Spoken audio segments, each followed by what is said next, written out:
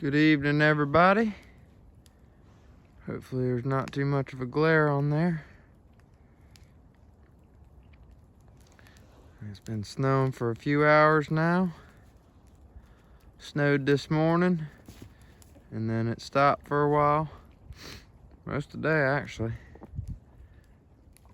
You can see the ponds are surrounded by snow. Island's covered.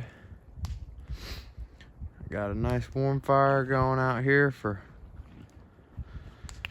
myself and Taos while they're out here playing. I'm up here on top of my hill. I'm gonna probably wait another few hours, get my little homemade sled out, take some sled rides.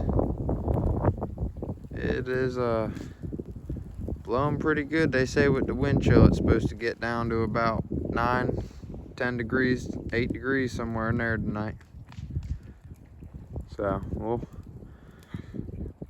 stay warm and have fun while we're doing it. Hope everybody else is doing the same.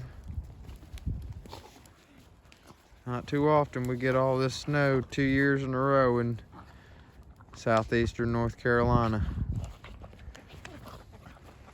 It's Taos's birthday. She's 1 year old. What a perfect night.